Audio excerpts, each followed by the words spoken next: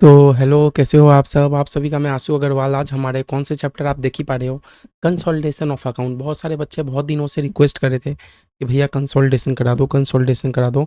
आज हम लोग अपना उसमें आगे बढ़ रहे हैं, ठीक है। चलिए, देखो, अगर मैं वेटेज का बात करूँ तो एग्ज़ाम में आराम से 10 मार्क्स का ये आएगा। एग्ज़ाम में आराम से आप समझ लो 10 मार्क्स का आएगा। अगर आप अनलकी रहे तो 5 नंबर का आएगा।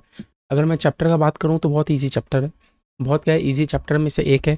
बस थोड़ा टेक्निकल है। टेक्निकल अगर कहूँ तो स्टार्टिंग के क्लास में अगर आपने अपना बेस बना लिया तो ये आप लोग के लिए बहुत ईजी है। क्या बोला मैंने? अगर स्टार्टिंग के क्लास में आपने अगर बेस बना लिया तो चैप्टर में कुछ है ही नहीं।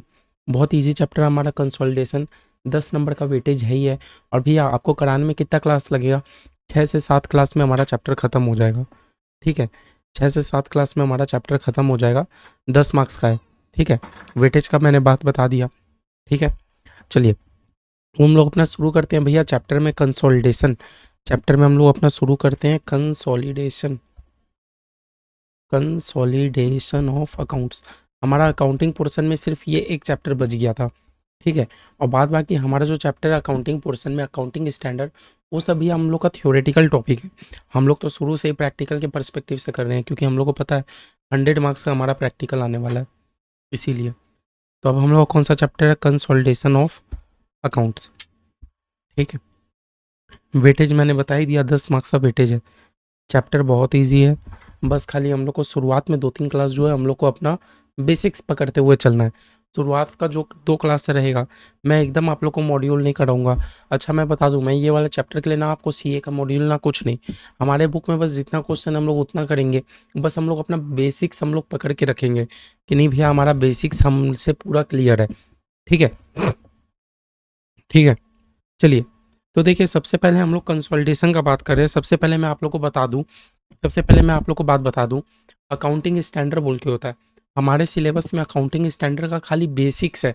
बेसिक्स है जो कि अकाउंटिंग के पोर्शन में एक तो चैप्टर है, आपको देखने को मिलेगा चैप्टर नंबर 3, है ना।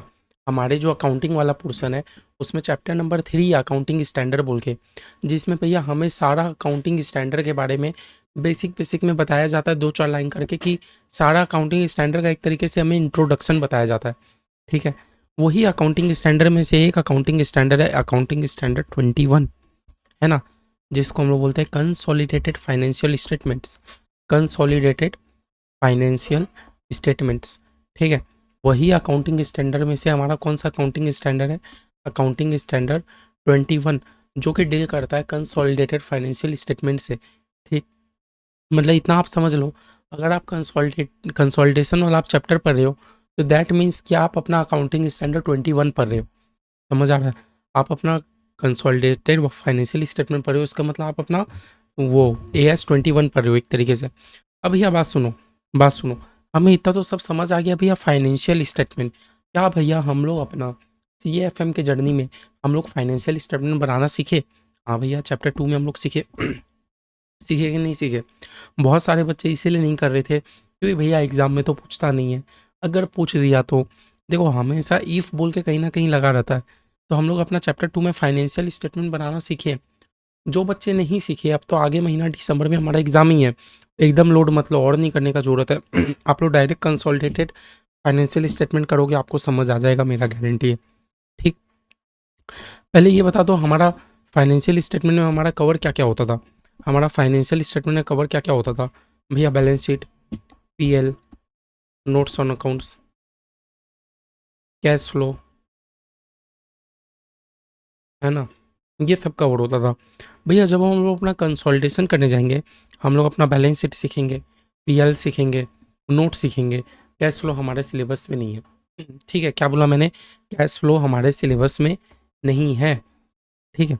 अब जैसा कि मैं आप लोग को इतना बता दिया, मैंने बैकग्राउंड बता दिया कि हम लोग अपना कंसोलिडेशन का चैप्टर पढ़ेंगे, दैट मीन्स हम लोग अपना डायरेक्टली या इनडायरेक्टली हम लोग अपना एक तरीके से AS 21 पढ़ेंगे, अकाउंटिंग स्टैंडर्ड 21 पढ़ेंगे, ठीक है।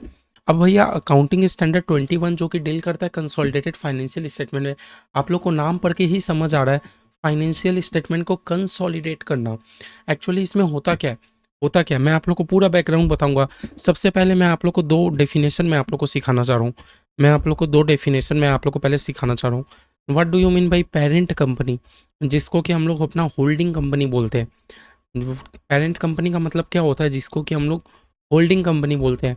आप लोग अपना कंपनी लॉ पढ़े ही हो, कंपनी लॉ सब के सब पढ़े हो, इतना तो भैया पता ही होगा होल्डिंग कंपनी किसको बोलते हैं। ठीक है। होल्डिंग कंपनी किसको बोलते हैं, तो भैया क्या बोलते हैं, holding company, holding company is an entity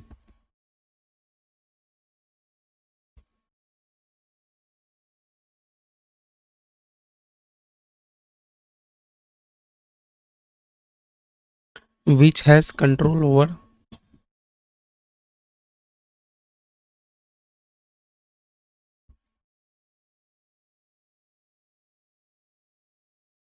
one or more subsidiaries।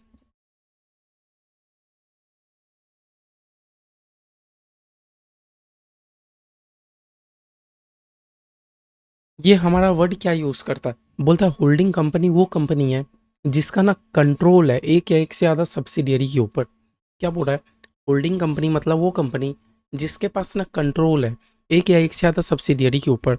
अब भैया ये कंट्रोल के ऊपर थोड़ा चर्चा कर लेते हैं। ये कंट्रोल का हमारा मतलब क्या होता है, कंट्रोल का हमारा मतलब क्या होता है, बार बार बता रहा हूँ, 2 क्लास शुरुआत का कर लोगे, बेस एकदम जम जाएगा, उसके बाद एकदम दिक्कत नहीं होगा। जिसको स्टार्टिंग का 2 क्लास समझने में दिक्कत होगा, उसको पूरा चैप्टर ही समझने में आई थिंक दिक्कत होगा। चैप्टर बहुत ईज़ी है, बस 2 क्लास अच्छे से फ़ोकस लगा के कर लो। अब यहाँ कंट्रोल मतलब क्या होता है, कंट्रोल मतलब क्या होता है, बोल रहा है control it exist when parent company has either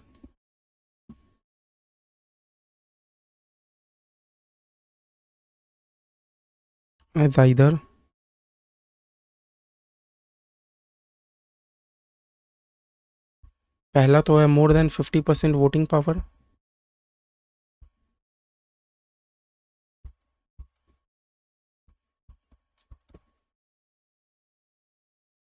and second है पावर टू कंट्रोल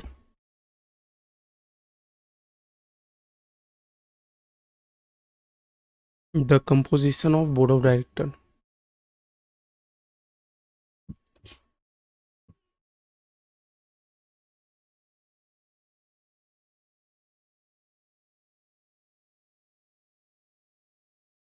सबसे पहले हम लोग क्या बोले, होल्डिंग कंपनी मतलब वो कंपनी जिसके पास कंट्रोल है एक या एक से ज़्यादा सब्सिडियरी का। हम लोग 2 डेफिनेशन हम लोग यहाँ सीखे। हम लोग क्या बोले भैया, होल्डिंग कंपनी मतलब वो कंपनी जिसके पास एक या एक से ज़्यादा सब्सिडियरी का कंट्रोल है। फिर हम बात करते हैं भैया कंट्रोल का मतलब क्या होता है, तो हम लोग बोले पता है होल्डिंग कंपनी आपके पास कंट्रोल कब आता है। हम लोग क्या क्या सीखने जा रहे हैं भैया, देखो एग्जैक्ट मैंने कंपनी लॉ का वर्डिंग नहीं लिखा है, वो तो आप लोग कंपनी लॉ में सीखोगे। मैं बस जितना जानता हूँ मैंने उतना बता दिया। होल्डिंग कंपनी मतलब वो कंपनी जिसके पास एक या एक से ज़्यादा सब्सिडियरी का कंट्रोल है, इतना हमें समझ आ गया। अब हम लोग बोले भैया कंट्रोल क्या होता है, कब हम लोग बोलेंगे कि मेरे पास कंट्रोल का राइट है, तो हम लोग बोले पता है कंट्रोल का राइट मेरे पेरेंट कंपनी के पास कब आता है, हाँ जब पेरेंट कंपनी के पास 50% से ज़्यादा वोटिंग पावर हो जाता है। अब यार 50% से ज़्यादा वोटिंग पावर कब होगा, जब मैं अपनी सब्सिडियरी कंपनी का 50% से ज़्यादा शेयर एक्वायर कर लूँगा। समझ रहे हो, मेरे पास इतना वोटिंग पावर कब आएगा, है ना, जब मैं अपने सब्सिडियरी कंपनी का 50% से ज़्यादा शेयर एक्वायर कर लूँगा। और नहीं तो भैया पता है मेरे पास ना पावर है कि मैं अपने सब्सिडियरी कंपनी का बोर्ड ऑफ डायरेक्टर लोग को कंट्रोल कर पाऊँ। मतलब मैं जब चाहूँ मैं वो लोग को अपॉइंट कर सकता हूँ, जब चाहूँ मैं वो लोग को वो कर सकता हूँ, डिज़ाइन कर सकता हूँ। अगर भैया मेरे पास किसी भी कंपनी का बोर्ड ऑफ डायरेक्टर को कंट्रोल करने का पावर है, या तो मैंने किसी भी कंपनी का 50% से ज़्यादा वोटिंग पावर एक्वायर कर लिया है, तो भैया मेरे पास उस कंपनी का क्या आ जाता है, कंट्रोल आ जाता है, और वो कंपनी मेरी क्या बन जाती है, सब्सिडियरी बन जाती है। इतना समझ आया, इतना समझ आया, इतना क्लियर है, इतना क्लियर है। होल्डिंग कंपनी जिसको कि हम लोग पेरेंट कंपनी बोलते हैं, एंड द सेकेंड थिंग भैया सब्सिडियरी कंपनी का मतलब हमें समझ आ गया।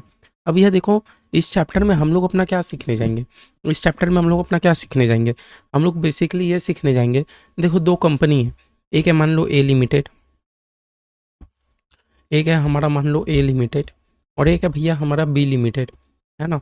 दोनों कंपनी का इंडिविजुअली बैलेंस शीट बनेगा, दोनों कंपनी का इंडिविजुअली बैलेंस शीट बनेगा, बैलेंस शीट बनेगा, है ना, बैलेंस शीट बनेगा, एक सेकेंड, दोनों कंपनी का इंडिविजुअली बैलेंस शीट बनेगा। ए लिमिटेड पेरेंट कंपनी है, ए लिमिटेड पेरेंट कंपनी है, बी लिमिटेड सब्सिडियरी कंपनी है, बी लिमिटेड सब्सिडियरी कंपनी है। ठीक है, देखो ए लिमिटेड अपना स्टैंड अलोन बैलेंस शीट बनाएगा, स्टैंड अलोन। अभी तक देखो जो अपना अपना बैलेंस शीट बनाता है उसको हम लोग वर्ड क्या बोलते हैं, stand alone balance sheet, stand alone balance sheet. समझ रहे हो स्टैंड अलोन बैलेंस शीट का मतलब कि ए लिमिटेड अपना खुद का बैलेंस शीट तो बनाएगा ही, बी लिमिटेड भी अपना स्टैंड अलोन बैलेंस शीट खुद का बनाएगा ही, क्योंकि दोनों अलग अलग कंपनी है, दोनों को अपना अपना इंडिविजुअली अपना अपना बैलेंस शीट तो बनाना पड़ेगा। जैसे कि बनाते हैं, बनाएगा कि नहीं, अपना अपना फाइनेंशियल स्टेटमेंट वो लोग प्रिपेयर करेंगे। ठीक है, लेकिन क्योंकि ए लिमिटेड बी लिमिटेड का मेजोरिटी शेयर होल्ड करके रखा है। आप बोलोगे भैया आपको कैसे पता मेजोरिटी शेयर होल्ड करके रखा है, क्योंकि बी लिमिटेड सब्सिडियरी है, तो एक तो हम लोग को कंसोलिडेटेड फाइनेंशियल स्टेटमेंट प्रिपेयर करना होगा। दोनों अपना individual stand alone balance sheet बनाएंगे, लेकिन एक ठो कंसोलिडेटेड बैलेंस शीट भी हमें बनाना पड़ेगा, एक ठो कंसोलिडेटेड बैलेंस शीट भी हमें बनाना पड़ेगा।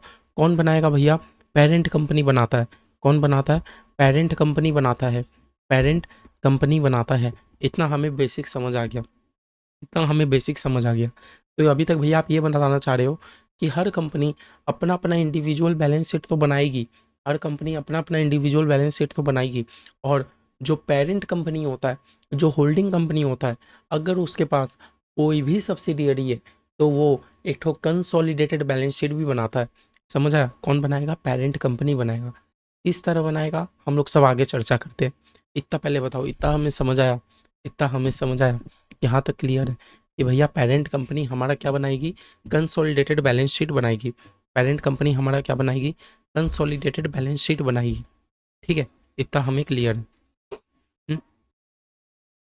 इतना हमें क्लियर है। चलो हम लोग अपना एक ठो पहले एग्जाम्पल लेके शुरू कर लेते हैं। मैंने मैंने अपने कॉपी में एक दो ठो एग्जाम्पल मैंने ड्राफ्ट करके लाया था। चलो एक ठो हम लोग पहले अपना एग्जाम्पल सेट कर लेते हैं कि भैया किस तरह कंसोलिडेशन वर्क करता है, किस तरह कंसोलिडेशन वर्क करता है। हमें थोड़ा थोड़ा बेसिक्स तो समझ आया। एग्जाम्पल वन, एग्जाम्पल वन, ठीक है।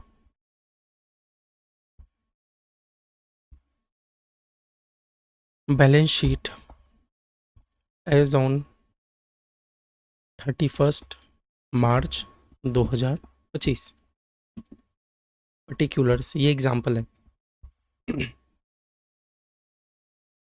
ये ए लिमिटेड, ये बी लिमिटेड, दो कंपनी का हमारे पास डेटा है। ठीक है।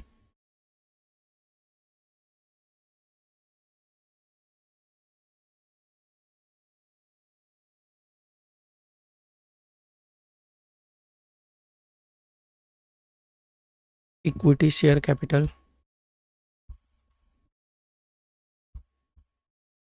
जितना एग्जाम्पल सीखोगे उतना बेटर रहेगा आप लोग के लिए। इसके पास 2 लाख का इक्विटी शेयर कैपिटल है, इसके पास 50,000 का इक्विटी शेयर कैपिटल है। फिर हो गया हमारे पास लाइबिलिटीज, इसके पास 30,000 का लाइबिलिटीज है, इसके पास 25,000 का लाइबिलिटीज है। फिर हो गया भैया प्रॉपर्टी प्लांट इक्विपमेंट। जो लोग पढ़े होगा फाइनेंशियल स्टेटमेंट थोड़ा थोड़ा याद आ रहा होगा, जो नहीं पढ़े कोई दिक्कत नहीं है। ये हो गया 2 लाख, ये हो गया 75,000, और फाइनल हो गया कैश एंड कैश इक्विवेलेंट, जिसमें हम लोग कैश और बैंक इंक्लूड करते हैं ना। ये हो गया हमारे पास 30,000, और ये है 0। देखो दोनों टोटल करके देखो, मेरा ये लिमिटेड का लाइबिलिटीज़, ये दो लाइबिलिटीज़ है, लाइबिलिटीज़ मेरे कितने का है, 2,30,000। और भैया मेरे ए लिमिटेड का एसेट साइड कितना है, एसेट साइड कितना है भैया, एसेट साइड भी मेरा है 2,30,000, 2,30,000। भैया मेरे ए लिमिटेड का लाइबिलिटीज़ और एसेट्स दोनों मैच कर रहा है। सिमिलरली मैं अपने बी लिमिटेड का अगर देखूँ तो मेरा 75,000 का लाइबिलिटी, और भैया एसेट मेरा कितना है, 75,000 का मेरा एसेट। तो भैया ये हमें दो कंपनी का, आप बोलो तो स्टैंड अलोन हमें बैलेंस शीट दे दिया गया है। हमें क्या दे दिया गया है, स्टैंड अलोन फाइनेंशियल स्टेटमेंट या बैलेंस शीट हमें दे दिया गया है। चलो दे दिया गया। नीचे क्वेश्चन हमसे क्या बोलता है, on 1 April 2025 A limited acquired 100% share of B Limited for ₹50,000। क्या बोलता है 1 अप्रैल को क्या हुआ, बोलता है 1 अप्रैल को क्या हुआ, ए लिमिटेड ने ना 100% बी लिमिटेड में खरीद लिया। ए लिमिटेड 100% शेयर कहाँ खरीद लेता है, बी लिमिटेड में खरीद लेता है। ठीक है, हमारा देखो छोटा सा एग्जाम्पल है, छोटा सा एग्जाम्पल आप देख ही पा रहे हो, समझ आ रहा है। सबसे पहले मैंने क्या बोला था, दोनों कंपनी अपना अपना क्या इंडिविजुअल बैलेंस शीट बनाएंगे, हाँ भैया बनाएंगे। क्या दोनों कंपनी ने अपना अपना इंडिविजुअल बैलेंस शीट बनाया भैया। हमें नीचे क्या बोलता है, ए लिमिटेड ने ना 100% शेयर बी लिमिटेड में खरीद लिया। ए लिमिटेड ने 100% शेयर बी लिमिटेड में खरीद लिया 50,000 में। समझ आ रहा है ये बात। तो देखो जब भी याद रखना, जब अब हम लोग को क्या करना है, कंसोलिडेटेड बनाना है। दोनों जन इंडिविजुअल बना लिए। अब बताओ सबसे पहले कौन होल्डिंग कंपनी, कौन सब्सिडियरी कंपनी।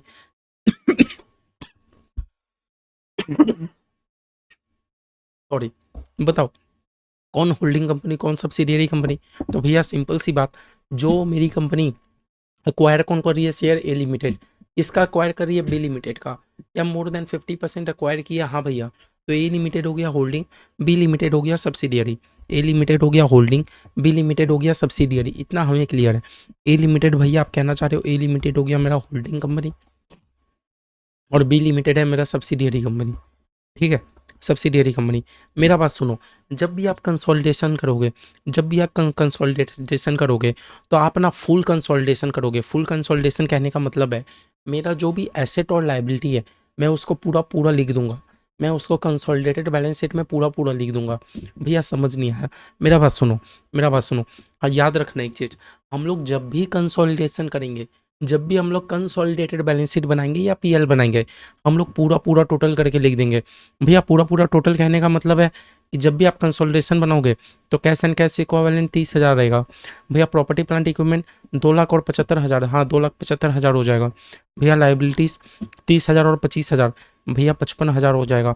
हाँ भैया हम लोग पूरा पूरा कर देंगे, हम लोग पूरा पूरा अमाउंट में कंसोलिडेशन कर देंगे। क्या भैया इक्विटी शेयर एंड कैपिटल को नहीं लोगे, याद रखना इक्विटी शेयर कैपिटल और रिजर्व एंड सरप्लस, इसको छोड़ के, क्या बोला मैंने, इक्विटी शेयर कैपिटल और reserve and surplus. Equity share capital सिर्फ और सिर्फ मेरे पेरेंट कंपनी का आएगा। क्या बोला, equity share capital and reserve and surplus आपको सिर्फ पेरेंट कंपनी का लिखना है। उसको छोड़ के जो भी एसेट्स या लाइबिलिटीज़ है पूरा पूरा कंसोलिडेशन कर देना है। या नहीं समझे अभी भी, सिंपल सी बात है। इक्विटी शेयर कैपिटल और रिजर्व एंड सरप्लस ये सिर्फ आएगा मेरे पेरेंट कंपनी का। इसको छोड़ के मेरे जितने भी एसेट्स एंड लाइबिलिटीज़ है सब हम लोग पूरा पूरा कंसोलिडेशन कर देंगे, पूरा पूरा कंसोलिडेशन कर देंगे। तो भैया देखो आपने तो कर दिया, आपने ऐड करके लिख दिया, ऐड करके लिख दिया, ऐड करके लिख दिया, इक्विटी शेयर कैपिटल सिर्फ पेरेंट का लिखा। भैया हमारा बैलेंस शीट मैच क्यों नहीं हो रहा, नहीं होगा। मेरा बात सुनो, आप बोलोगे भैया ए लिमिटेड ने 100% एक्वायर किया इसीलिए आप पूरा पूरा एक्वायर कर रहे हो। मैं बोल रहा हूँ 100% करे कि 51% करे, है ना, 51% करे तो भी हम लोग पूरा पूरा क्या कर लेंगे, पूरा पूरा कंसोलिडेशन कर लेंगे, पूरा पूरा कंसोलिडेशन कर लेंगे। एक बार के लिए इतना समझो, एक बार के लिए इतना समझो। अब भैया देखो हम लोग को एक ठो वर्किंग नोट बनाना होगा। हम लोग को एक ठो क्या बनाना होगा भैया, वर्किंग नोट बनाना होगा। वर्किंग नोट क्या भैया, कॉस्ट ऑफ कंट्रोल का, कॉस्ट ऑफ कंट्रोल, है ना। हम लोग को वर्किंग नोट बनाना होगा भैया cost of control. Cost of control में हम लोग सबसे पहले पता है क्या देखते हैं, कॉस्ट ऑफ इन्वेस्टमेंट हमारा कितना है, हमारा कॉस्ट ऑफ इन्वेस्टमेंट कितना है। मतलब एक तरीके से आप बोलो तो परचेज कंसिडरेशन, आपने जो परचेज कंसिडरेशन हमारा क्या है। तो भैया आप देख ही पा रहे हो ए लिमिटेड ने 100% शेयर खरीदा कितने रुपए में भैया, 50,000 में। तो मेरा कॉस्ट कितना लगा भैया, 50,000। ठीक है, लेकिन ये 50,000 के बदले मेरे को नेट एसेट्स कितने का मिला, मेरे को नेट एसेट्स कितने का मिला, क्योंकि ए लिमिटेड 100% एक्वायर किया तो हम लोग यहाँ 100% में कैलकुलेट करेंगे। मेरे को नेट एसेट्स कितना मिला भैया, आप अगर नेट एसेट्स की बातें करो, आप अगर नेट एसेट्स की बातें करो तो भैया मेरे को 75,000 का, मेरे को 75,000 का क्या मिल गया, मेरे को 75,000 का प्रॉपर्टी मिल गया। लेकिन भैया 25,000 का लाइबिलिटी तो भी तो मिला, तो नेट नेट में मेरे को 50,000 का ही चीज़ मिला। समझ रहे हो, आपने इन्वेस्टमेंट किया, आपने खरीदा। नहीं तो चलो ये 50,000 को मैं क्या कर देता हूँ, 60,000 कर देता हूँ।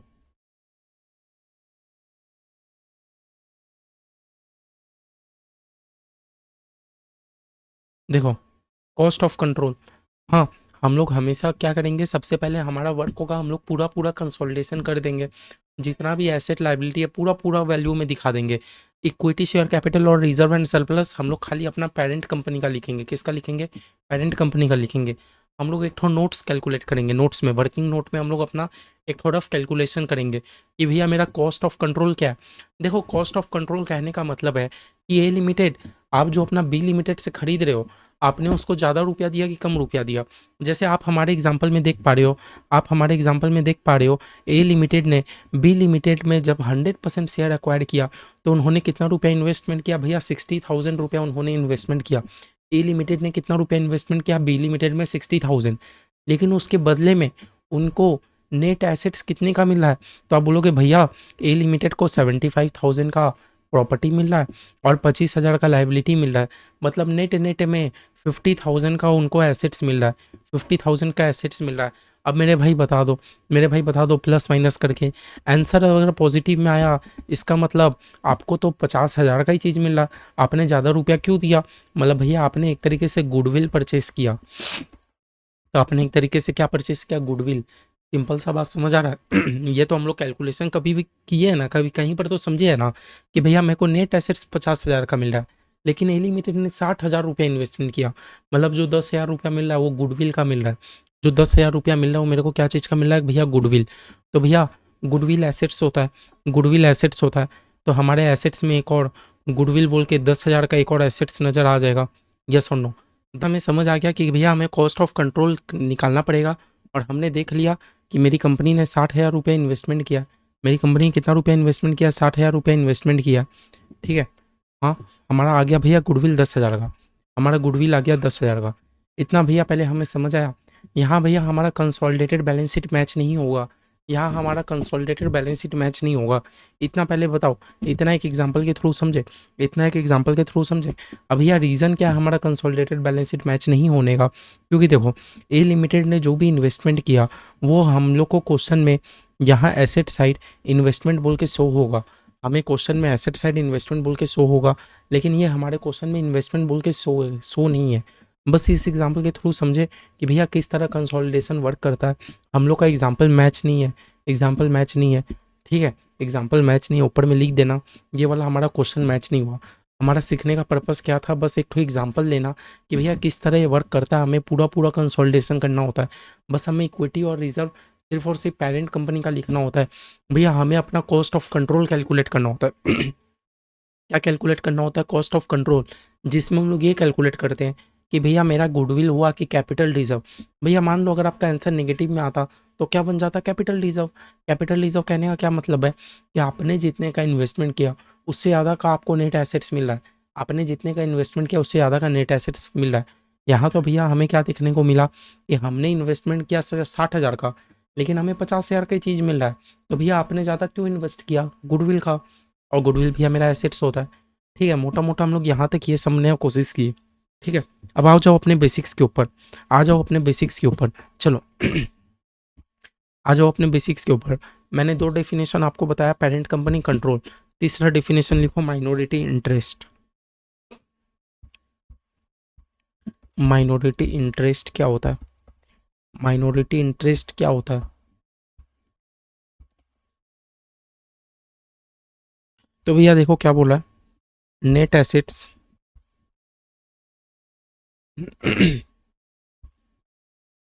Net assets of subsidiary company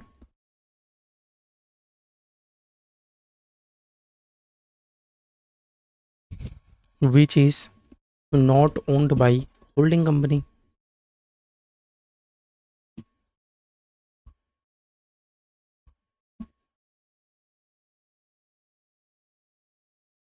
बोला माइनॉरिटी इंटरेस्ट का मतलब क्या होता है? हमारे सब्सिडियरी का, वो हमारे सब्सिडियरी कंपनी का वो नेट एसेट्स जो कि हमारा होल्डिंग कंपनी होल्ड नहीं करता। एक्चुअली देखो, इन द प्रीवियस एग्जांपल हम लोगों ने कितना शेयर एक्वायर करके रखा था? 100%। दैट मीन्स हमारे सब्सिडियरी में 100% राइट मेरा ही है, हमारे सब्सिडियरी में 100% राइट मेरा ही है।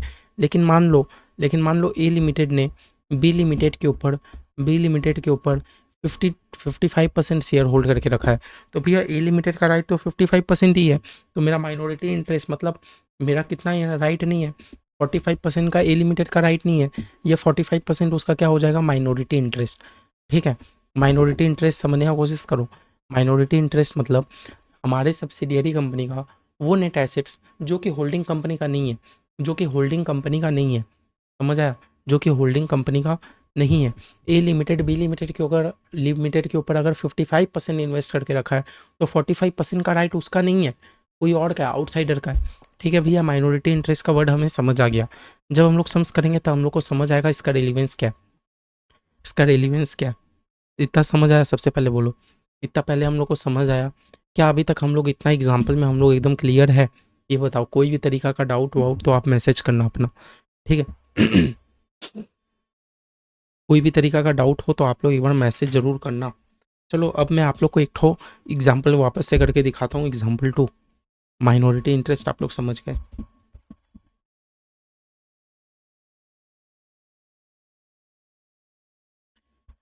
Balance sheet as on 31/3/18।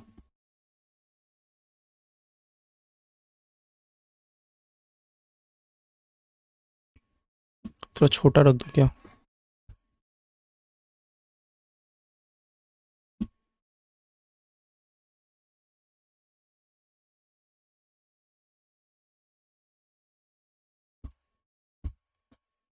Particulars P limited S limited,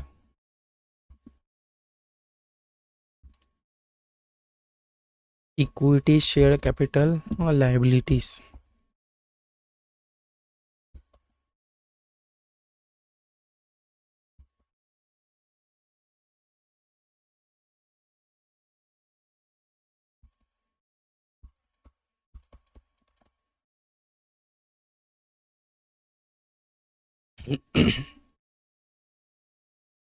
कितना हो गया है टोटल जोड़ो भैया? यहाँ हो गया मेरा 1.5 लाख, यहाँ हो गया मेरा 75,000।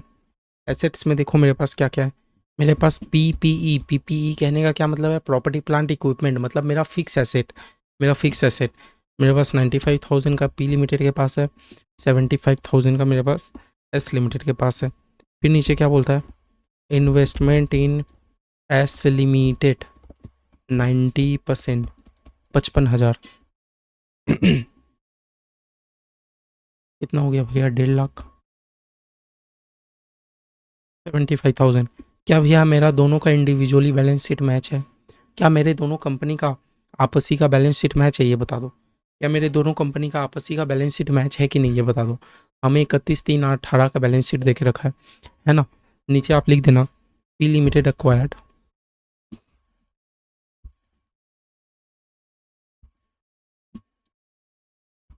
90% stake on S limited as on 31/3/18। बोरा पी लिमिटेड ने एस लिमिटेड में 31 मार्च 2018 को 90% स्टेक खरीद लिया। ठीक है, क्या बोल रहा है? पी लिमिटेड हमारे एस लिमिटेड में 90% स्टेक किस दिन खरीद लिया? 31/3/18 को। देखो डेट बड़ा इंपॉर्टेंट है कि किस दिन आपने खरीदा, किस दिन आपने खरीदा, डेट बड़ा इंपॉर्टेंट है। हम लोग बैलेंस शीट भी बना रहे 31/3/18 का, और पी लिमिटेड ने अक्वायर भी कर लिया और 31/3/18 को ही, मतलब सेम डेट है। ठीक है, डेट पे चलो बाद में आते हैं। सबसे पहले आप लोग बैलेंस शीट रीड करना सीखो। ये है पी लिमिटेड का स्टैंड अलोन बैलेंस शीट, ये है हमारा एस लिमिटेड का स्टैंड अलोन बैलेंस शीट। दोनों कंपनी ने अपना अपना बैलेंस शीट बनाया। ठीक है, अभी यह हमें कैसे पता चलेगा? मान लो हमें एग्जाम में ये वाला लाइन नहीं लिखा हुआ है, हमें कैसे पता चलेगा कौन होल्डिंग है कौन सब्सिडियरी है?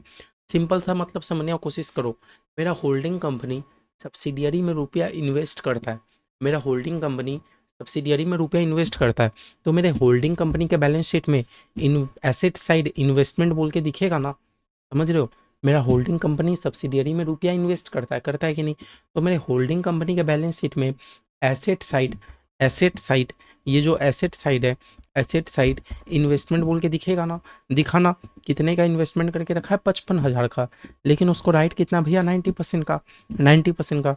भैया आपने बोला था जब भी आप कंसोलिडेटेड बैलेंस फाइनेंशियल स्टेटमेंट बनाओगे, सीएफएस, हम लोग बोलते हैं सीएफएस कंसोलिडेटेड, तो आपने बोला था कि पूरा पूरा कर देना।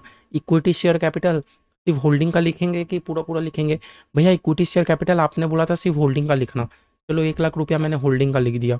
भैया लाइबिलिटीज आपने बोला था सब लिख देना, 50 और 25 75,000, ठीक है। बस इक्विटी शेयर कैपिटल और रिजर्व मेरे होल्डिंग का रहेगा, बस इक्विटी और रिजर्व मेरे होल्डिंग का रहेगा, बाद बाकी टोटल हो जाएगा।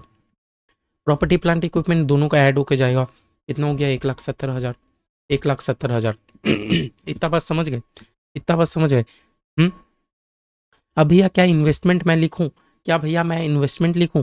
तो मैं इन्वेस्टमेंट नहीं लिखूंगा, याद रखना। जब भी हम लोग कंसोलिडेटेड करेंगे, कंसोलिडेटेड कहने का क्या मतलब है कि मैं दोनों कंपनी का एक ही बैलेंस शीट बना रहा हूँ, तो मैं अपने ही बैलेंस शीट में अपना इन्वेस्टमेंट थोड़ी दिखाऊंगा। क्या कह रहा हूँ मैं, क्या कह रहा हूँ? इतना बात याद रखना, जो भी मेरी होल्डिंग कंपनी है वो जो भी इन्वेस्टमेंट करके रखी है वो मेरे बैलेंस शीट में नहीं दिखेगा। जैसे देखो, आपने क्या बोला, इक्विटी शेयर कैपिटल मेरे कंसोलिडेटेड बैलेंस शीट में नहीं जा रहा है, और भैया मेरी होल्डिंग कंपनी जो भी इन्वेस्टमेंट करके रखी है वो मेरे बैलेंस शीट में नहीं जा रहा है। दो चीज़ें याद रखना, दो चीज़ें याद रखना। क्या बोला मैंने? इक्विटी शेयर कैपिटल जो मेरे सब्सिडियरी का है वो मेरे फाइनेंशियल स्टेटमेंट में नहीं जा रहा है, और जो मैंने इन्वेस्टमेंट करके रखा है वो नहीं जा रहा है, ठीक है। दो चीज़ नहीं जाएगा। चलो हम लोग क्या कैलकुलेट करेंगे भैया? अपना कॉस्ट ऑफ कंट्रोल। हम लोग क्या कैलकुलेट करेंगे? अपना cost of control. Cost of control में हम लोग क्या कैलकुलेट करते हैं भैया? Cost of investment. जो भी मैंने इन्वेस्टमेंट किया है उसका मेरे को कितना रुपया खर्च लगा, उसका मेरे को खर्चा कितना लगा। तो भैया खर्चा कितना लगा आप देख ही पा रहे हो, पी लिमिटेड ने इन्वेस्टमेंट किया 55,000 रुपये में। कितने में इन्वेस्टमेंट किया? 55,000 रुपये में। लेकिन 55,000 रुपये में उसको नेट एसेट्स ऑफ एस उसको नेट एसेट्स कितना मिला? उसको एस का नेट एसेट्स कितना मिला? और भैया कितना परसेंट उसका राइट है? 90% ना, तो हम लोग 90% ही लेंगे। उसको नेट एसेट्स कितना मिला ये बताओ? 90%। तो भैया आप बोलोगे नेट एसेट्स में 75,000 का उसको एसेट्स मिला, 25,000 का लाइबिलिटी मिला। नेट नेट में उसको 50,000 का एसेट्स मिला, लेकिन 50,000 में भी उसका हक तो 90% का है। 90% मतलब 45,000 का। समझ रहे हो बात? बताओ कौन कौन समझा, कौन कौन मेरा बात समझा? भैया सिंपल से आप कैलकुलेट करोगे कॉस्ट ऑफ कंट्रोल, जिसमें हम लोग कैलकुलेट करेंगे कि नेट एसेट्स कितने का मिला। तो उसको 75,000 का एसेट्स मिला, 25,000 का लाइबिलिटी मिला। नेट नेट में 50,000 का एसेट्स मिला। नेट नेट में कितने का एसेट्स मिला भैया? 50,000 का। लेकिन 50,000 में भी उसका राइट तो 90% का ही है, तो भैया उसको 45,000 का, मतलब 10,000 जो पॉजिटिव में आ रहा है वो उसका क्या है? गुडविल। जो 10,000 पॉजिटिव में आ रहा है वो उसका क्या है भैया? गुडविल। क्या है भैया? गुडविल। तो भैया हम लोग नीचे गुडविल साइड 10,000 रुपया और दिखाएंगे, हम लोग गुडविल साइड 10,000 रुपया और दिखाएंगे, गुडविल साइड 10,000 रुपया और दिखाएंगे। यहाँ तक किसको क्लियर है ये बताओ? यहाँ तक किसको क्लियर है? मैंने सिंपल सा बात बोला, इक्विटी शेयर और रिजर्व मेरे पेरेंट कंपनी का दिखेगा, बाद बाकी हर चीज़ पूरा पूरा दोनों का दिखेगा, बाद बाकी हर चीज़ पूरा पूरा दोनों का दिखेगा। इतना समझ आ गया? और भैया मैंने आपको एक चीज़ और क्या बोला, इक्विटी शेयर और वो खाली मेरे पेरेंट का दिखेगा, बाद बाकी हर चीज़ दोनों का दिखेगा। और भैया जो मेरा इन्वेस्टमेंट है, जो मेरे होल्डिंग ने सब्सिडियरी में इन्वेस्टमेंट करके रखा है वो कैंसल आउट हो जाएगा। जो मेरे होल्डिंग ने सब्सिडियरी में इन्वेस्टमेंट करके रखा है वो हो जाएगा कैंसल आउट। अब यहाँ मेरे को एक और चीज़ कैलकुलेट करना है, मेरे माइनॉरिटी इंटरेस्ट। मेरा माइनॉरिटी इंटरेस्ट भैया आप सिंपल सा बात सोचो, सिंपल सा बात समझो, सिंपल सा बात समझो, सिंपल सा बात क्या समझो? आपका तो आपके सब्सिडियरी में आपका तो आपके सब्सिडियरी में आपका तो आपके सब्सिडियरी में कंट्रोल खाली 90% का है। हाँ भैया मेरे सब्सिडियरी में मेरा कंट्रोल 90% का है, लेकिन आपने तो दोनों दोनों एसेट्स पूरा पूरा लिख दिया है ना। तो भैया एक बात बताओ, आपका राइट कितना? 90%। मतलब माइनॉरिटी इंटरेस्ट कितना है भैया? 10% का। इतना बात समझ रहे हो? माइनॉरिटी इंटरेस्ट का मैंने डेफिनेशन क्या बोला? वो परसेंटेज वो नेट एसेट्स जो कि होल्डिंग के कंट्रोल में नहीं है ना। 90% मेरे कंट्रोल में है तो 10% मेरे कंट्रोल में नहीं है ना। तो 10% ऑफ नेट एसेट्स होल्डिंग के कंट्रोल में नहीं है ना।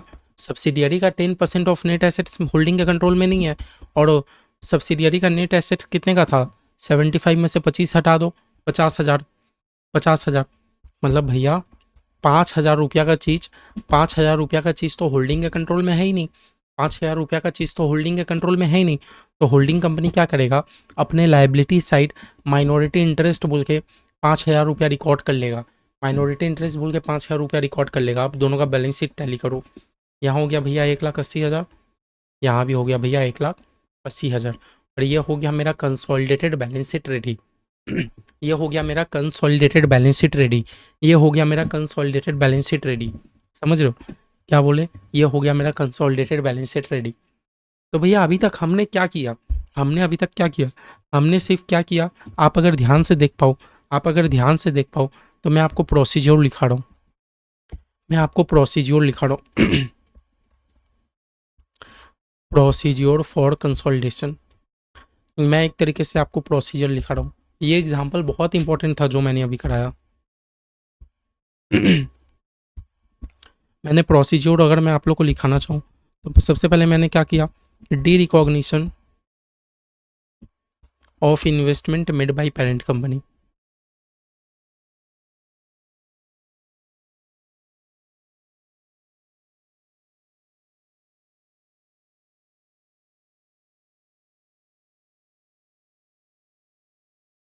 सबसे पहले मैंने क्या किया, मेरे पेरेंट कंपनी ने जो भी इन्वेस्टमेंट करके रखा वो मैंने कैंसिल कर दिया, है ना। मैंने पूरा पूरा कंसोलिडेशन किया, लेकिन जो मेरे पी लिमिटेड ने जो भी इन्वेस्टमेंट करके रखा है मैंने उसको इग्नोर कर दिया ना। तो भैया इसका मतलब क्या है, मेरे पेरेंट कंपनी ने जो भी इन्वेस्टमेंट करके रखा है मैंने उसको डी रिकॉग्निशन कर दिया। उसके बाद मैंने क्या किया, recognition of 100% value of net assets. भले भैया मेरे मेरे होल्डिंग कंपनी ने जितना भी इन्वेस्टमेंट करके रखा हो, मेरे होल्डिंग कंपनी ने जितना भी इन्वेस्टमेंट करके रखा हो, आप कितना अपने बुक्स में रिकॉर्ड करोगे? आप अपना बुक्स में 100% रिकॉर्ड करोगे। आप अपने बुक्स में 100% रिकॉर्ड कर दोगे। अब क्योंकि भैया आपने तो 100% रिकॉर्ड कर दिया, जो कंट्रोल आपका नहीं है, जो एसेट्स आपका नहीं है, आप उसको लाइबिलिटी साइड माइनॉरिटी इंटरेस्ट के नाम पे दिखा दोगे। रिकॉग्निशन ऑफ माइनॉरिटी इंटरेस्ट, है ना। जो राइट आपका नहीं है आप उसको माइनॉरिटी इंटरेस्ट के नाम पे दिखा दोगे। फिर भैया आपको गुडविल या कैपिटल रिजर्व कैलकुलेट करना होगा। रिकॉग्निशन ऑफ गुडविल या कैपिटल रिजर्व, आपको अपना गुडविल या कैपिटल रिजर्व भी कैलकुलेट करना होगा। समझे? सबसे पहले तो मैंने बोला कि मेरे पेरेंट कंपनी ने जो भी इन्वेस्टमेंट करके रखा है वो हट जाएगा। उसके बाद भैया 100% आपने एसेट्स मतलब पूरा रिकॉर्ड करना है, एसेट्स और लाइबिलिटीज। समझ आया? तीसरा, आपने क्योंकि 100% रिकॉर्ड कर लिया, लेकिन आपका कंट्रोल तो 100% का नहीं है, तो आपको माइनॉरिटी इंटरेस्ट भी वहाँ कैलकुलेट करना है। फिर आपको अपना गुडविल या कैपिटल रिजर्व कैलकुलेट करना है। समझ आया? And the 5, elimination of intra group balances.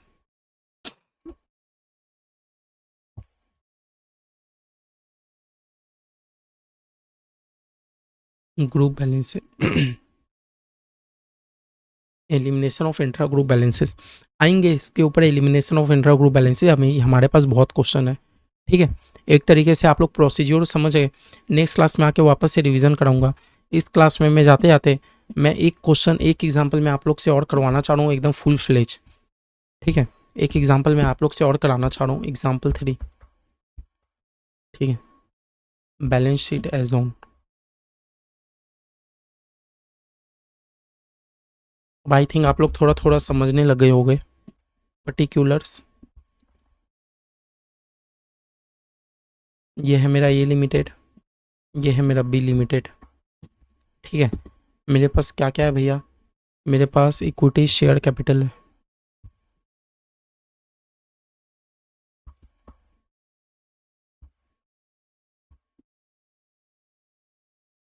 50,000 का, 18,000 का।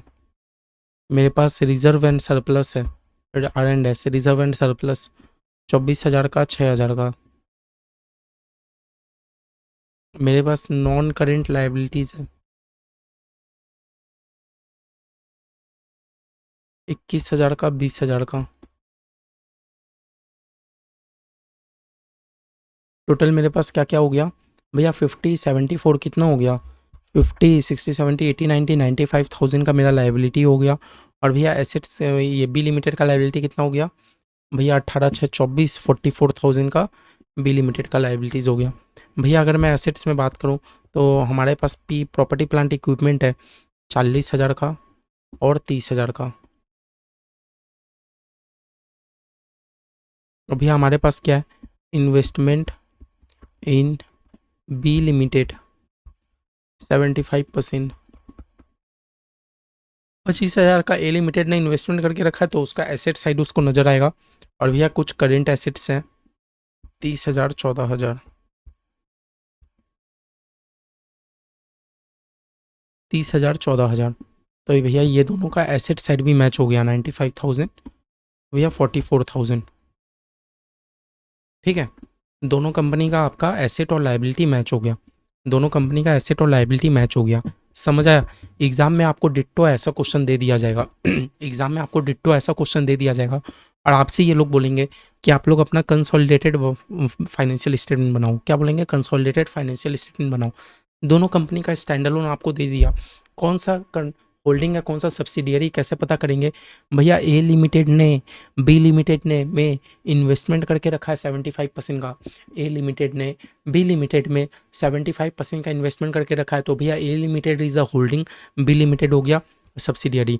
ठीक है, चलो हम लोग अपना करने से पहले हम लोग अपना कुछ वर्किंग नोट कैलकुलेट करेंगे। ये वर्किंग नोट हम लोग अपने हर सम्स में बनाएंगे। समझ आया? वर्किंग नोट हम लोग अपने हर सम्स में बनाएंगे।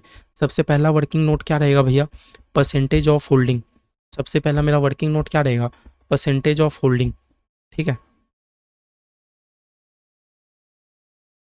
हम्म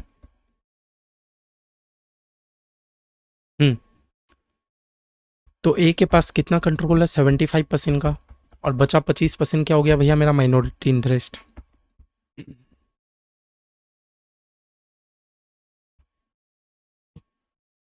ये बात समझ आ रहा है? परसेंटेज ऑफ होल्डिंग, भैया बी लिमिटेड का कितना कंट्रोल ए के पास है? भैया तो ए लिमिटेड के पास तो 75% है, बचा 25% क्या हो गया? माइनॉरिटी इंटरेस्ट के नाम पे हो गया। समझ आया? सेकेंड नंबर हम लोग क्या कैलकुलेट करेंगे? सेकेंड नंबर हम लोग अपना क्या कैलकुलेट करेंगे? Net assets of subsidiary on date of acquisition. ये जो है ये हमारा फुल फ्लेज क्वेश्चन है, एकदम प्रॉपर एग्जाम के फॉर्मेट में। सेकेंड हम लोग क्या वर्किंग नोट कैलकुलेट करेंगे? Net assets of subsidiary on date of acquisition. Date of acquisition के दिन मेरे पास मेरे सब्सिडियरी का नेट एसेट्स कितने का था? तो भैया मेरे पास पता है सब्सिडियरी का नेट एसेट्स में क्या है? हाँ, प्रॉपर्टी प्लांट इक्विपमेंट है 30,000 का। सब्सिडियरी का नेट एसेट्स क्या है? प्रॉपर्टी प्लांट इक्विपमेंट है 30,000 का, है ना। सब्सिडियरी का करेंट एसेट्स है, करेंट एसेट्स कितने का है? भैया 14,000 का करेंट एसेट्स है, 14,000 का करेंट एसेट्स है। और भैया कुछ लाइबिलिटीज़ भी है क्या? कुछ लाइबिलिटीज़ भी है क्या? भैया सब्सिडियरी का नॉन करेंट लाइबिलिटी है 20,000 का, सब्सिडियरी का लाइबिलिटी है 20,000 का, तो माइनस कर दो, है ना। और भैया और सब्सिडियरी का क्या है? और सब्सिडियरी का क्या है भैया? क्या रिजर्व और इक्विटी लेंगे? नहीं भैया, मैंने बस बाहर बाहर का लाइबिलिटी और एसेट्स का बात किया, रिजर्व और इक्विटी तो शेयर होल्डर का फंड होता है, वो नहीं लिया जाता। समझा? तो नेट एसेट्स क्या है? सब्सिडियरी का नेट एसेट्स कितने का है भैया? 30, 14, 44, 44 में से 20 गया तो 24,000 का उसका नेट एसेट्स है। नेट एसेट्स कितना भैया? 24,000 का। ठीक है, तीसरा हम लोग क्या कैलकुलेट करेंगे? Minority interest. Minority interest, minority interest भैया देखो, मेरे सब्सिडियरी के पास है एसेट्स 24,000 का, लेकिन 24,000 में से तो पूरा राइट तो मेरे पास नहीं है मेरे पास तो 75% ही राइट है, 25% तो आउटसाइडर लोग का है। तो माइनॉरिटी इंटरेस्ट लोग को 25% पकड़ा दो, है ना। मतलब 6,000 रुपया तो माइनॉरिटी इंटरेस्ट वालों का है, 6,000 रुपया तो माइनॉरिटी इंटरेस्ट वालों का है। यस और नो? चौथा हम लोग अपना क्या कैलकुलेट करेंगे? कॉस्ट ऑफ कंट्रोल, मतलब गुडविल या कैपिटल रिजर्व, जिसमें हम लोग अपना कैलकुलेट करते हैं है ना। कॉस्ट ऑफ कंट्रोल, जिसमें हम लोग क्या लिखेंगे कि मेरा कॉस्ट ऑफ इन्वेस्टमेंट कितने का है, मैंने कितने रुपए में इन्वेस्टमेंट किया, मैंने कितने रुपए में इन्वेस्टमेंट किया। तो भैया आप ऊपर में देख ही पा रहे हो, मैंने कितने रुपए में इन्वेस्टमेंट किया, मैंने 25,000 रुपया में इन्वेस्टमेंट किया। मैंने कितने रुपए में इन्वेस्टमेंट किया? 25,000 में। लेकिन भैया उसमें से मेरे को नेट एसेट्स, नेट एसेट्स मेरा कितने का हिस्सा है भैया? 75%, क्योंकि मैंने तो 75% ही इन्वेस्टमेंट करके रखा है ना। भैया सब्सिडियरी के पास एसेट्स है 24,000 का, लेकिन मेरा हिस्सा तो 75% ही है, मतलब मेरा हिस्सा 18,000 का ही है ना। बाकी 6,000 तो माइनॉरिटी वालों का है। तो भैया मैंने एक्स्ट्रा रुपया पेमेंट किया, एक्स्ट्रा रुपया पेमेंट किया तो क्या हो जाएगा मेरे लिए? गुडविल, 7,000 का गुडविल। समझ आया? एंड द लास्ट आपको नोट्स क्या कैलकुलेट करना है? Consolidated reserve and surplus, consolidated reserve and surplus. बस ये 5 वर्किंग नोट करोगे, आपका सम्स खत्म। जो ये 5 वर्किंग नोट कर लिया आपका सम्स खत्म और कुछ नहीं है। कंसोलिडेटेड रिजर्व एंड सरप्लस, याद रखना मैंने आपको शुरुआत में ही, मैंने आज जितना भी एग्जांपल कराया मैंने आपको शुरुआत में ही बोला इक्विटी और रिजर्व सिर्फ और सिर्फ पेरेंट का जाएगा। तो भैया मेरे पास रिजर्व के नाम पे सिर्फ पेरेंट का एक ही रिजर्व है 24,000 का, है ना। मेरे पास रिजर्व एंड सरप्लस एक ही है पेरेंट कंपनी का 24,000 का। क्या मेरे सब्सिडियरी का रिजर्व एंड सरप्लस उसमें ऐड होगा? नहीं भैया, सब्सिडियरी का उसमें ऐड नहीं होगा, मेरे सिर्फ पेरेंट का ही जाएगा। मैंने बार बार बोला, ठीक है, मैंने बार बार बोला। तो भैया सबसे पहले हम लोगों ने क्या कैलकुलेट किया सबसे पहले हम लोगों ने सबसे पहले क्या कैलकुलेट किया कि मेरे होल्डिंग के पास कितना परसेंटेज है, माइनॉरिटी इंटरेस्ट कितना है। तो हमने देख लिया होल्डिंग मेरा 75% रख रहा है, माइनॉरिटी 25% है। अच्छा, नेट एसेट्स सब्सिडियरी के पास कितने का है? तो भैया मेरे सब्सिडियरी के पास एसेट्स में से लायबिलिटी हटा दो तो 24,000 का ही नेट में बचा। भैया माइनॉरिटी इंटरेस्ट कितना? 24,000 में 25%, 6,000 माइनॉरिटी वालों का। अच्छा भैया मैंने जो परचेज किया सब्सिडियरी में, मैंने जो इन्वेस्टमेंट किया उससे मेरा गुडविल निकला कि कैपिटल रिजर्व, हमने देख लिया मैंने कितने का इन्वेस्टमेंट किया, उसमें से नेट एसेट्स हटा दो। और भैया कंसोलिडेटेड रिजर्व एंड सरप्लस में सिर्फ और सिर्फ मेरे होल्डिंग का ही रिजर्व एंड सरप्लस जाएगा। समझ आ गया? अब भैया क्या हम लोग साइड में अपना कंसोलिडेटेड फाइनेंशियल स्टेटमेंट बना सकते हैं? क्या भैया हम लोग यहाँ पर, भाई क्या हो गया, साइड में क्या हम लोग अपना कंसोलिडेटेड फाइनेंशियल बैलेंस शीट बना सकते हैं ए लिमिटेड और बी लिमिटेड दोनों का? हाँ हाँ, चलो भैया आप दोनों का बना सकते हो, एक एक करके भैया चलो आते हैं, एक एक करके आते हैं। भैया एक बार इक्विटी में भैया सिर्फ और सिर्फ मेरे पेरेंट कंपनी का जाता है कितना रुपया? 50,000। हाँ भैया रिजर्व एंड सरप्लस में आपने कैलकुलेट किया, कंसोलिडेटेड रिजर्व एंड सरप्लस में सिर्फ और सिर्फ मेरे पेरेंट का जाएगा 24,000, है ना। सिर्फ और सिर्फ मेरे पेरेंट का जाएगा 24,000, है ना। ठीक है भैया। भैया नॉन करेंट लाइबिलिटी दोनों का ऐड हो जाएगा, 21 और 20 कितना होता है? 21, 31, 41,000। भैया प्रॉपर्टी प्लांट इक्विपमेंट दोनों का जाएगा 40,70,000। भैया क्या इन्वेस्टमेंट मेरा शो होगा? मैंने बोला ना इन्वेस्टमेंट आपका हट जाएगा, ऊपर में मैंने लिखा था ना डी रिकॉग्निशन ऑफ इन्वेस्टमेंट हट जाएगा। और भैया 30 और 14 नॉन करेंट एसेट कितना हो गया? 44,000 का नॉन करेंट एसेट्स। समझ आया? अब भैया आओ हमारे नोट्स में माइनॉरिटी इंटरेस्ट हमने कितना निकाला था? 6,000 का, है ना। 6,000 का राइट मेरे होल्डिंग के पास नहीं है, तो भैया मेरे लाइबिलिटी साइड माइनॉरिटी इंटरेस्ट 6,000 का रिकॉर्ड कर दो, मेरे लाइबिलिटी साइड माइनॉरिटी इंटरेस्ट 6,000 का रिकॉर्ड कर दो। और भैया हमारा गुडविल है 7,000 का, तो भैया हमारा एसेट साइड हमारा गुडविल 7,000 का रिकॉर्ड कर दो। ठीक है, चलो अब टोटल करके देखो मैच हो रहा है कि नहीं। 50,000 प्लस में 24,000 प्लस में 41,000 प्लस में 6,000 1,21,000। और यहाँ कितना हो गया? 1,21,000। देख लो मैच हो रहा है कि नहीं, मैच हो रहा है कि नहीं। आई नो आप लोग को हो सकता है तो बहुत जन को समझ आ गया होगा, बहुत जन को थोड़ा दिक्कत हो रहा होगा। ये समझ आ गया ना? बस ये 5 स्टेप में आप लोग कैलकुलेट करोगे, आपका कंसोलिडेटेड फाइनेंशियल स्टेटमेंट खत्म है, कुछ नहीं है बनाना। बोल तो रहा हूँ बहुत ईजी है। चलो आज का क्लास इधर ही ओवर करता हूँ। नेक्स्ट क्लास में आके सबसे पहले हम लोग शुरू से एक चीज़ वापस से समझते हैं, शुरू से 3 एग्जाम्पल रिवाइज करते हैं, उसके बाद हम लोग अपना सॉलिड एग्जाम्पल में रिवीजन करते हैं, फिर हम लोग अपना बुक का धीरे धीरे करके सम्स करते हैं। 6 से 7 क्लास में चैप्टर खत्म, एग्जाम में 10 नंबर हमें उठाना ही उठाना है। ठीक है, चलिए बाय बाय। जो भी मैंने 3 एग्जाम्पल कराया एक बार प्लीज़ नोट करना, एक बार समझने की कोशिश करना, नहीं समझ आए 2 बार समझना, 3 बार समझना, बस कोशिश करना। कुछ हाथी हो रहा तो है नहीं, बस मैंने आप लोग को रूल बताया, इक्विटी शेयर और रिजर्व मेरे होल्डिंग का जाएगा, बाद बाकी सारा एसेट लाइबिलिटी दोनों का जाएगा। अच्छा होल्डिंग में जो भी इन्वेस्टमेंट करके रखा है वो कैंसल आउट हो जाएगा। हाँ, माइनॉरिटी इंटरेस्ट लाइबिलिटी साइड चल जाएगा, गुडविल या कैपिटल रिजर्व जो भी रहेगा वो मैं रिकॉर्ड कर दूंगा, बस। और तो मैंने कुछ बोला ही नहीं। ठीक है, चलिए तो आज का क्लास इधर ही क्लोज करते हैं, मिलते हैं नेक्स्ट क्लास में, जल्दी अपलोड करूँगा, जल्दी जल्दी हमें कंसोलिडेटेड खत्म करना है। ठीक है, बाय बाय। एक बार जरूर बताना क्लास कैसा लगा, थोड़ा सा भी समझ आया कि नहीं। 50% भी समझ आया दैट मीन्स ये चैप्टर आपके कंट्रोल में। ठीक है, बाय बाय, मिलते हैं नेक्स्ट क्लास में।